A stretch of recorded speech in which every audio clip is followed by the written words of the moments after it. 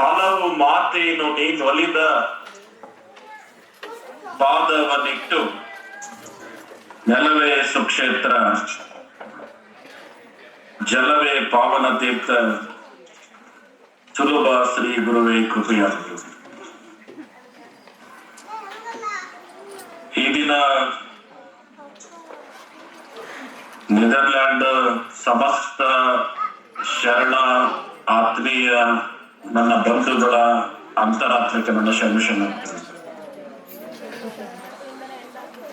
ತಾವೆಲ್ಲ ಇವತ್ತಿನ ಹೊಸ ವರ್ಷದ ಹಬ್ಬದ ಶುಭಾಶಯಗಳನ್ನ ತಮ್ಮೆಲ್ಲರಿಗೂ ತಿಳಿಸಲು ಇಚ್ಛೆ ಪಡ್ತೀನಿ. ರಾಜಶೇಖರ್ ಅವರು ನನಗೆ ಪರಿಚಯ ಆಗಿದ್ದ ಕಾರಣದಿಂದ ನಿಮ್ಮೆಲ್ಲರಿಗೂ ನಮ್ಮ ಮಾತುಗಳು ಮತ್ತು ನಮ್ಮ ಸಂಬಂಧಗಳು ಎಷ್ಟೇ ದೂರ ಇದ್ರೂ ಸಹ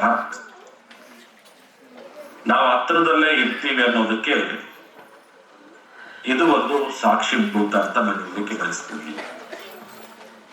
ಒಂದೇನಪ್ಪ ಅಂತಂದ್ರೆ, ಜಗತ್ತಿನಲ್ಲಿ ಅತ್ಯಂತ ಶ್ರೇಷ್ಠವಾಗಿರುವ ನಾಡು ಅಂತ ಅಂದ್ರೆ ಅದು ಕನ್ನಡ ನಾಡು ಅಂತ ಕರಿತೀವಿ. ಕನ್ನಡಕ್ಕೆ ಕಸ್ತೂರಿ ಅಂತ ಕರಿತೀವಿ, ಕನ್ನಡಕ್ಕೆ ಶ್ರೀಗಂಧ ಅಂತ ಕರಿತೀವಿ.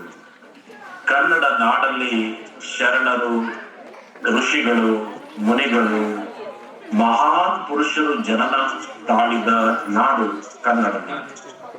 ಹಾಗೆ ನಮ್ಮ ಕವಿಗಳು ಸಹ ಅನೇಕ ಜನರಿಗೆ ಜನನ ಆಗಿರುವಂತ ನಾಡು ಅಂದ್ರೆ ಅದು ಕನ್ನಡ ನಾಡು. ತಾವು ಕನ್ನಡ ರಾಜ್ಯೋತ್ಸವನ ಈ ದಿನ ಅಲ್ಲಿ ಆಚರಿಸ್ತಾ ಇರುವಂತದ್ದು ಮತ್ತು ಯುಗಾದಿ ಹಬ್ಬವನ್ನ ಆಚರಿಸ್ತಾ ಇರುವಂತದ್ದು ಬಹಳ ಸಂತೋಷ. ಆ ಒಂದು ಏನಪ್ಪಾ ಅಂತಂದ್ರೆ, ನೀವು ಇವತ್ತು ಅಲ್ಲಿ ಹೋದ್ರೂ ಸಹ ನಿಮ್ಮ ಬದಲಾವಣೆಗಳು ಆಗದೆ ಇರುವಂತದ್ದು, ಸಂಪ್ರದಾಯಗಳನ್ನ ಬಿಡದೆ ಇರುವಂತದ್ದು ನೋಡಿ ನನಗೆ ತುಂಬಾ ಖುಷಿಯಾಗಿದೆ. ಒಂದ್ ಕಡೆ ಒಬ್ಬ ಋಷಿ ಇರ್ತಾನೆ, ಅವನಿಗೆ ಏನಾದ್ರೂ ಬದಲಾಯಿಸಬೇಕು ಅನ್ನೋದೇ ಅವನ ಒಂದು ಕಲ್ಪನೆ. ಆ ಕಲ್ಪನೆ ಪ್ರಕಾರನೇ ಎಲ್ಲವನ್ನ ಬದಲಾಯಿಸ್ತಾ ಹೋಗ್ತಾನೆ.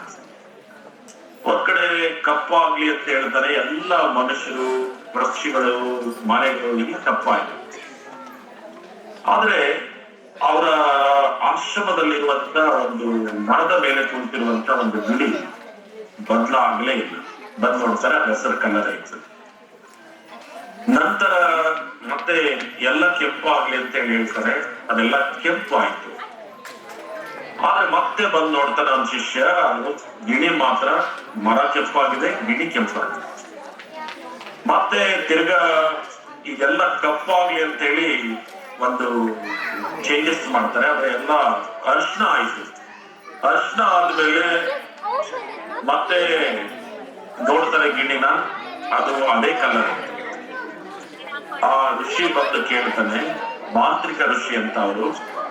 ಆ ಋಷಿಗಳು ಬಂದು ಕೇಳ್ತಾರೆ ಗಿಣಿನ, ನಾನು ಇಷ್ಟೆಲ್ಲ ಬದಲಾಯಿಸಿದ್ದೀನಿ, ಆದ್ರೆ ನೀನು ಮಾತ್ರ ಬದಲಾಗಿಲ್ಲ ಯಾಕೆ ಅಂತ.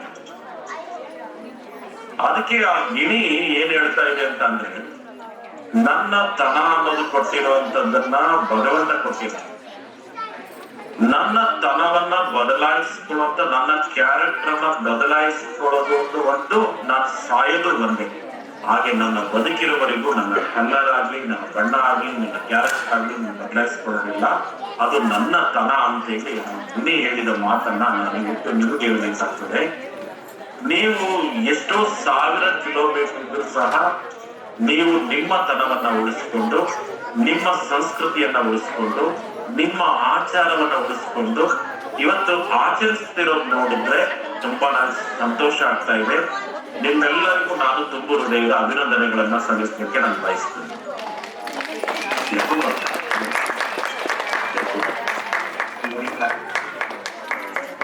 ಒಂದೇನಪ್ಪಾ ಅಂತಂದ್ರೆ, ಜಗತ್ತಿನೊಳಗೆ ನಾವೆಲ್ಲರೂ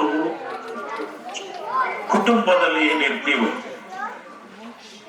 ನಮ್ಮ ಸಂಬಂಧಗಳಿಗೆ ಭಾರತ ದೇಶದಲ್ಲಿ ಎಲ್ಲ ಸಂಬಂಧಗಳನ್ನ ನಾವು ನೋಡ್ತೀವಿ.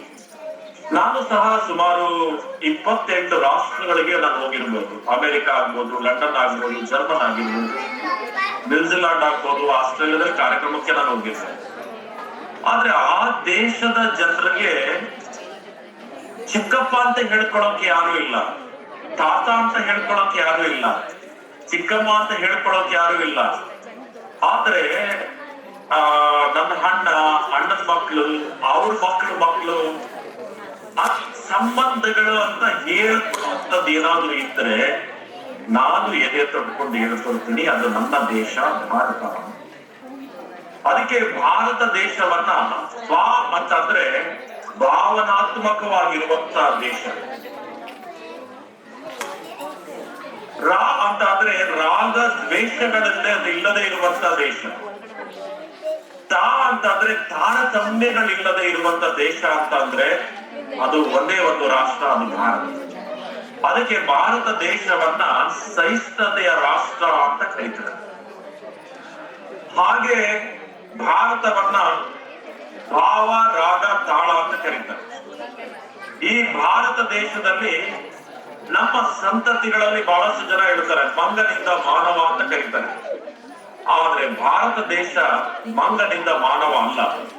ನಮ್ಮ ಸಂತತಿಗಳು ಋಷಿಮುನಿಗಳ ಸಂತತಿ, ದೈವದ ಸಂತತಿಗಳ ದೇಶ ಅಂತ ಅಂದ್ರೆ ಅದು ಭಾರತ. ಯಾಕೆ ಈ ಮಾತು ಹೇಳ್ತೀನಿ ಅಂತಂದ್ರೆ, ನಮ್ಮಲ್ಲಿ ಋಷಿಮುನಿಗಳು ಜನನ ಆಗಿರುವಂತದ್ದು ಅಂತಂದ್ರೆ ಅದು ಭಾರತ ದೇಶದಲ್ಲಿ. ನಿಮ್ಮೆಲ್ಲರಿಗೂ ಗೊತ್ತಿದೆ, ಮಹಾಭಾರತ ಆಗಿರುವಂತ ಕೃಷ್ಣ ಪರಮಾತ್ಮ ಹುಟ್ಟಿದ್ದಾಗ್ಬೋದು, ರಾಮ ಹುಟ್ಟಿದ್ದಾಗ್ಬೋದು, ಶಂಕರಾಚಾರ್ಯ ಹುಟ್ಟಿದ್ದಾಗ್ಬೋದು, ರೇಣುಕಾಚಾರ್ಯ ಹುಟ್ಟಿದ್ದಾಗ್ಬೋದು, ರಾಮಾನುಜಾಚಾರ್ಯ ಆಗ್ಬೋದು, ಮಾಧ್ವಾಚಾರ್ಯ ಆಗ್ಬೋದು, ಗುರುನಾನಕ್ ಆಗ್ಬೋದು, ಬುದ್ಧ ಆಗ್ಬೋದು, ಬಸವ ಆಗ್ಬೋದು, ಹಾಗೆ ಶರಣರಾಗ್ಬೋದು, ಹಾಗೆ ಅನೇಕ ತೋಟದ ಯಡಿಯೂರು ಸಿದ್ಧಲಿಂಗೇಶ್ವರರು ಆಗ್ಬೋದು. ಹಾಗೆ ಎಲ್ಲ ಮಹಾನ್ ಪುರುಷರೆಲ್ಲ ಜನನ ಆಗಿರೋದು ಎಲ್ಲಿ ಅಂತ ಅಂದ್ರೆ ಅದು ಭಾರತದಲ್ಲಿ. ಅದಕ್ಕೆ ಈ ಭಾರತ ದೇಶವನ್ನ ನಾವೆಲ್ಲ ರಾಷ್ಟ್ರಗಳನ್ನ ರಾಷ್ಟ್ರ ಅಂತ ಕರಿತೀವಿ. ಆದ್ರೆ ಸ್ವರ್ಗ ಅಂತ ಯಾವುದೂ ದೇಶ ಕರೆಯೋದಿಲ್ಲ. ಆದ್ರೆ ಸ್ವರ್ಗದಪಿ ಗರಿಯಿಸಿ ಅಂತ ಕರೆಯೋ ದೇಶ ಯಾವ್ದಾದ್ರು ಇದ್ರೆ ಅದು ಭಾರತ ದೇಶವನ್ನ ನಾವು ಕರಿತೀವಿ. ಈ ಭಾರತ ದೇಶದಲ್ಲಿ ನಾವೆಲ್ಲ ಹುಟ್ಟಿದೀವಿ ಅಂತ ಅಂದ್ರೆ ಇದಕ್ಕಿಂತ ಸೌಭಾಗ್ಯ ಬೇರೆ ಯಾವುದು ಇರ್ಲಕ್ ಸಾಧ್ಯ. ಆದ್ರೆ ಎಲ್ಲಾ ದೇಶದಲ್ಲೂ ಭಾರತ ದೇಶದವರಿದ್ದಾರೆ. ಬೇರೆ ಎಲ್ಲ ದೇಶಗಳಲ್ಲೂ ಸಹ ಭಾರತ ದೇಶದವರು ಇರುವಂತದ್ದು ಏನಂತಂದ್ರೆ, ನಾನ್ ನಿಮ್ಗೆ ಹೇಳಿದೆ, ನಮ್ಮ ಸಂತತಿ ಋಷಿಮುನಿಗಳು ದೇವ ಸಂತತಿಗಳಾಗಿರೋದ್ರಿಂದನೇ ನಾನ್ ನಿಮಗೆ ಸಂಬಂಧಗಳ ಬಗ್ಗೆ ಹೇಳಿದೆ. ಇವತ್ತು ಬಹಳ ದೇಶಗಳಲ್ಲಿ ಇದ್ರೂ ಸಹ ನಾನ್ ನಿಮ್ಗೆ ಹೇಳೋದೇನಂತಂದ್ರೆ, ನಮ್ಮ ದೇಶದ ಪರಂಪರೆಗಳಲ್ಲಿ ನನ್ನ ಮಕ್ಕಳಿಗೆ ತಾಯಿ ಮುಂದೆ ಹೇಳಿಕೊಡ್ತಿದ್ದ ಸಂಸ್ಕೃತಿ ನಾವು ಮೊದಲು ಹೇಳ್ಕೊಡ್ತಿದ್ದಂದ್ರೆ ನಮ್ಮ ಸಂಬಂಧಗಳ ಬಗ್ಗೆ ಹೇಳ್ಕೊಡ್ತೀವಿ. ನಮ್ಮ ಮೊದಲು ತಾಯಿ ಹೇಳ್ಕೊಡೋದು ಹೆಂಗೆ ಅಂತಂದ್ರೆ, ಆ ಮಗು ಹಾಲು ಕುಡಿತಾ ತನ್ನ ಅಮ್ಮನ ಶಾಖದಿಂದ ಬೆಳಿತಾ ನೀನು ಅಮ್ಮ ಅಂತ ಕರಿ ಅಂತ ಯಾವ ತಾಯಿ ಹೇಳೋದಿಲ್ಲ. ಆದ್ರೆ ಮಕ್ಕಳು ಅಮ್ಮ ಅಂತ ಕರೆಯೋ ಸಂಸ್ಕೃತಿ ಏನಂತಂದ್ರೆ ಅದು ಅಟ್ಯಾಚ್ಮೆಂಟ್ ಇರೋದು. ನಂತರ ತಾಯಿ ಹೇಳ್ತಾಳೆ ಇವರೇ ನಿಮ್ಮಪ್ಪ ಅಂತ. ಆ ತಾಯಿ ಹೇಳಿದ ಮಾತಿಗೆ ಇವ್ರು ನಮ್ಮಪ್ಪ ಅಂತ ಹೇಳಿ ನಂಬಿಕೆಯಿಂದ ಬದುಕುವಂತದ್ದು. ಅವರಪ್ಪ ಹೇಳ್ತಾರೆ ಇದು ನನ್ನ ಧರ್ಮ ಅಂತ, ಅವರಪ್ಪ ಹೇಳ್ತಾರೆ ಇದು ನನ್ನ ಮಕ್ಕಳು ಅಂತ, ಅವರಪ್ಪ ಹೇಳ್ತಾರೆ ನನ್ನ ಮನೆ ದೇವರು ಅಂತ. ಆ ಸಂಪ್ರದಾಯದಲ್ಲೇ ನಡೆದುಕೊಂಡು ಹೋಗುವ ನಂಬಿಕೆಯ ರಾಷ್ಟ್ರ ಅಂತಂದ್ರೆ ಅದು ಭಾರತದಲ್ಲಿ, ಕರ್ನಾಟಕದಲ್ಲಿ ಇರುವಂತ ನಂಬಿಕೆ ಕೆಟ್ಟವರಿಲ್ಲವೋ ಮನುಜ ಅಂತ ಹೇಳ್ತಾರೋ ಹಾಗೆ ಈ ನಂಬಿಕೆಯಿಂದ ಯಾರು ಇರ್ತಾರೋ ಅವ್ರು ಯಾರು ಕೆಡೋದೇ ಇಲ್ಲ. ನಾನು ನನ್ನ ಅನಿಸಿಕೆ ಏನಂತಂದ್ರೆ ಎಲ್ಲೇ ಇರಿ, ಹೇಗೆ ಇರಿ, ಆದ್ರೆ ನಿಮ್ಮ ತನವನ್ನ, ನಿಮ್ಮ ಸಂಸ್ಕೃತಿಯನ್ನ, ನಿಮ್ಮ ಆಚಾರವನ್ನ, ನಿಮ್ಮ ಭಾವನಾತ್ಮಕ ಸಂಬಂಧವನ್ನ ಎಂದೂ ಬಿಡ್ಬೇಕು. ಈಗ ಏನಾಗಿದೆ ಅಂತಂದ್ರೆ ಎಲ್ಲರೂ ಸಂಬಂಧಗಳನ್ನ ನಾವು ಬಿಡ್ತಾ ಹೋಗ್ತೀವಿ. ನಾವೆಲ್ಲೋ ಒಂದ್ ಕಡೆ ಯಾವ ಸಂಬಂಧಗಳನ್ನ ಬಿಡ್ತಾ ಹೋಗ್ತಾ ಇದೀವೋ ನಾವೆಲ್ಲೋ ಒಂದ್ ಕಡೆ ನಮ್ಮನ್ನ ನಾವೇ ಮರ್ತು ಬಿಡ್ತೀವಿ. ಅದಕ್ಕೆ ಮಕ್ಕಳಿಗೂ ಎಷ್ಟೋ ಸಂದರ್ಭದಲ್ಲಿ ತುಂಬಾ ವರ್ಷಗಳು ಒಬ್ಬರ ಅಜ್ಜಿ ಹೇಳಿದ್ರು ನನಗೆ, ಆ ಅಜ್ಜಿಗೆ ಮೊಮ್ಮಗು ಆದ್ಮೇಲೆ ಅವ್ರಿಗೆ ಭಾಷೆ ಬರೋದಿಲ್ಲ. ಆ ಮೊಮ್ಮಕ್ಕಳು ಎಷ್ಟೋ ವರ್ಷ ಹತ್ರ ಕರ್ಕೊಂಡು ಬಂದಾಗ ಆ ಅಜ್ಜಿಗೆ ಮಕ್ಕಳ ಹತ್ರ ಮಾತಾಡ್ಬೇಕು, ಮೊಮ್ಮಕ್ಕಳ ಹತ್ರ ಅಂತ ಆಸೆ, ಆ ಮಕ್ಕಳನ್ನ ಅಪ್ಕೋಬೇಕಂತ ಆಸೆ. ಆ ಮೊಮ್ಮಕ್ಕಳಿಗೆ ಗೊತ್ತಿಲ್ಲ ಅದೆಲ್ಲ. ಅಜ್ಜಿ ವಯಸ್ಸಾದರು, ಹಳ್ಳಿ ಕಾಟನ್ ಸೀರೆ, ಅಜ್ಜಿ ಸ್ವಲ್ಪ ಹಸುಗಳ ಹಾಲು ಕರೆಯೋದು ಇದೆಲ್ಲ ಈಗ ಹಳ್ಳಿ ಇಲ್ಲಲ್ವಾ, ಹಾಗಾಗಿ ಸ್ವಲ್ಪ ಮಕ್ಕಳು ಅಜ್ಜಿ ನೋಡಿದ ತಕ್ಷಣ ದೂರ ಹೋಗುತ್ತೆ. ಅಜ್ಜಿ ಕುತ್ಕೊಂಡು ಎಲ್ಲರ ಕಣ್ಣಲ್ಲಿ ನೀರ್ ಹಾಕ್ತಾ ಇರ್ತಾರೆ. ಯಾಕಪ್ಪ ಅಂತ ಕೇಳಿದೆ. ನನ್ಗೆ ಎಷ್ಟೋ ವರ್ಷಗಳ ನಂತರ ಕಾಯ್ತಾ ಇದ್ದೆ ನಾನು, ನನ್ನ ಮೊಮ್ಮಕ್ಕಳು ಬಂದಿದ್ದಾರಂತ ಅಪ್ಪ ಆಸೆ, ಅವ್ರಿಗೆ ತಿನ್ಸ್ಬೇಕಂತ ಆಸೆ. ಆದ್ರೆ ನನ್ ಬಂದ ತಕ್ಷಣ ಆ ಮೊಮ್ಮಕ್ಕಳು ದೂರ ಹೋಗ್ತಾರೆ. ಅದಕ್ಕೆ ನಾನು ಸುಮಾರು ಸಲ ಆಸ್ಟ್ರೇಲಿಯಾದಲ್ಲಿ ಬರೋ ಜನರಿಗೆ ಹೇಳಿದ್ದೆ, ವರ್ಷಕ್ಕೊಮ್ಮೆನಾದ್ರೂ ಇಂಡೆಕ್ಸ್ ಭೇಟಿ ಕೊಟ್ಟು ಹೋಗಿ ಅಂತ. ಅವರಿಗೆಲ್ಲ ಇಂಡೆಕ್ಸ್ ಭೇಟಿ ಕೊಟ್ಟು ಆ ತಾತನ ಮನೆ, ಹೊಲ, ಜಮೀನು ಇವೆಲ್ಲ ತೋರಿಸ್ಬೇಕು ನಾವು. ಸಂಬಂಧ ಅಂದ್ರೆ ಏನು ಅಂತಂದ್ರೆ ಯಾವ ದೇಶದಲ್ಲೂ ಗಟ್ಟಿ ಇಲ್ಲ, ಅದು ನನ್ನ ದೇಶದಲ್ಲಿ ಮಾತ್ರ ಗಟ್ಟಿ ಇದೆ ಅಂತ ತೋರಿಸ್ಬೇಕು. ಆಮೇಲೆ ಇದು ಪ್ರೀತಿಯ ರಾಷ್ಟ್ರ. ನಾವು ಎಲ್ಲಿದೆ ಅಂತಂದ್ರೆ, ನಾವು ಪ್ರೀತಿ ಏನಿದೆಯೋ ಆ ಪ್ರೀತಿ ಕೊಡೋದೇನಿದೆಯೋ ಅದು ಯಾರು ಕೊಡಕ್ ಆಗೋದಿಲ್ಲ. ಒಂದು ತಾಯಿಗೆ ಆ ಮಗು ಕೊಡ್ಕೊಳ್ಳಲ್ಲ ಪ್ರೀತಿ, ಅದ್ ಯಾರು ಕೊಡಕ್ ಸಾಧ್ಯ ಇಲ್ಲ. ಆ ತಾಯಿ ತನ್ನ ಮಗಳನ್ನ ಮನಸ್ಕೊಂಡು ತನ್ನ ಮಗು ಊಟ ಮಾಡಿಸ್ತಾ, ನನಗೆ ವಿವೇಕ ಹೇಳ್ತಾ, ತನ್ನ ತೂಗ್ತ, ಆ ತರದ್ದು ಎಲ್ಲಾದ್ರೂ ಕೊಡ್ಲಿಕ್ಕೆ ಸಾಧ್ಯ ಇದೆಯಾ? ತನ್ನ ಅಜ್ಜಿ ಆ ಮಕ್ಕಳು ಬಂದಾಗ, ಮೊಮ್ಮಕ್ಕಳು ಬಂದಾಗ ಕೂಡಿ ಆ ಪ್ರೋತ್ಸಾಹ ಇದೆಯಲ್ಲ, ಅದಕ್ಕೆ ವಸುದೇವ ಕುಟುಂಬ ಅಂತ ಕರೆದಿದ್ದು, ಬೇರೆ ಯಾವ್ದು ಅಲ್ಲ. ಅದು ನಮ್ಮ ದೇಶ. ನಿಮ್ಮ ಮಕ್ಕಳಿಗೆ ನಿಮ್ ದೇಶನ, ನಿಮ್ ನಾಡನ್ನ, ನಿಮ್ ಸಂಸ್ಕೃತಿಯನ್ನ ಕಲಿಸ್ಲಿಲ್ಲ ಅಂತಂದ್ರೆ ಅದು ಅದೇ ದೇಶದಲ್ಲಿ ಬೆಳೀತಾ ಬೆಳೀತಾ ಬೆಳೀತಾ ನಂತರ ನೀವು ಏನೋ ನಿಮ್ಗೆ ಇದು ಅರ್ಥ ಆಗೋದಿಲ್ಲ ಅಂತ ಮಕ್ಕಳಿಗೆ ಕೇಳಿದ್ರೆ ಅಪರಾಧಿಗಳು ಮಕ್ಕಳಾಗೋದಿಲ್ಲ, ಅಪ್ಪನೇ ಅಪರಾಧಿಗಳಾಗ್ತದೆ. ಯಾಕೆ ಅಂದ್ರೆ ಅವ್ರು ಬೆಳೆಸ್ಬೇಕಾದ್ರೆ ನಾವೇನ್ ಕೊಟ್ಟಿರ್ತೀವಿ ಅಂತ ಮುಖ್ಯ. ಈಗ ನಾವು ಯಾವ್ದಾದ್ರು ಒಂದು ಡಬ್ಬಿಲಿ ಏನ್ ಲೋಡ್ ಮಾಡಿರ್ತೀವಿ ಅನ್ನೋದು ಮುಖ್ಯ. ಈಗ ಬಾಟ್ಲಲ್ಲಿ ಒಳ್ಳೆ ನೀರು ಲೋಡ್ ಮಾಡಿರ್ತೀವೋ, ಕೆಟ್ಟ ನೀರು ಲೋಡ್ ಮಾಡಿರ್ತೀವೋ, ಇಲ್ಲ ಇನ್ನೇನೋ ಮಾಡಿರ್ತೀವೋ, ಮಾಡಿರೋದು ನಾವೇ ಆಗಿರ್ಬೇಕಂದ್ರೆ ಆ ಬಾಟ್ಲು ನಾವು ಬರೆಯಕ್ಕಾಗೋದಿಲ್ಲ. ಆ ಮಕ್ಕಳು ಬೆಳೀತಾ ಇರ್ಬೇಕಾದ್ರೆ ಸಂಸ್ಕಾರವನ್ನ ತುಂಬೋರು ಯಾರು, ಸಂಸ್ಕಾರವನ್ನ ಕೊಡೋರು ಯಾರು, ಸಂಸ್ಕೃತಿಯನ್ನ ತಿಳಿಸೋರು ಯಾರು? ಅಪ್ಪ ಅಮ್ಮ. ನಾವು ಬೆಳಿಬೇಕಾದ್ರೆ ಏನೋ ತಿಳಿಸ್ತೇ ಅವ್ರನ್ನ. ಬೆಳೆದಾದ್ಮೇಲೆ ದೊಡ್ಡವರಾದ್ಮೇಲೆ ಗಿಡವಾಗಿ ಬಗ್ಗದ್ದು ಮರವಾಗಿ ಬಗ್ಲಿಕ್ಕೆ ಸಾಧ್ಯ ಇದೆಯಾ ಅಂತ ಕೇಳ್ತಾರೆ.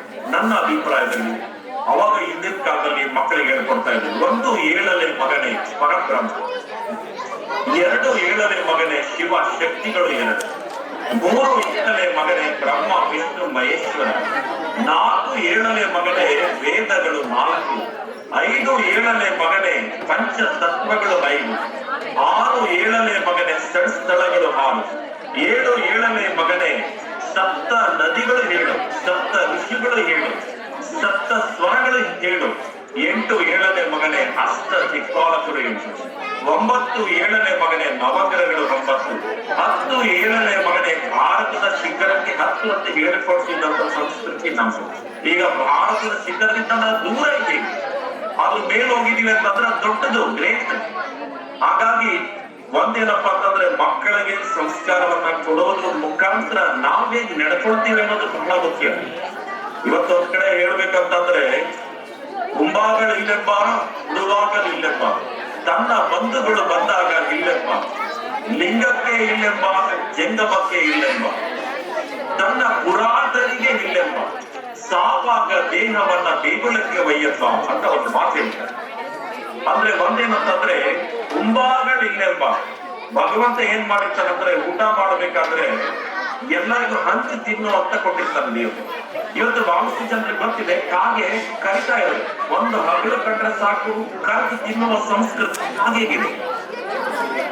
ಒಂದೇ ಒಂದು ಸಂಸ್ಕೃತಿ ಅದು. ಯಾಕಂದ್ರೆ ಕಾಕ ಅಂತ ಕರೆದು ತಿನ್ನುವ ಸಂಸ್ಕೃತಿ ಕಾಗೆಗಿದೆ.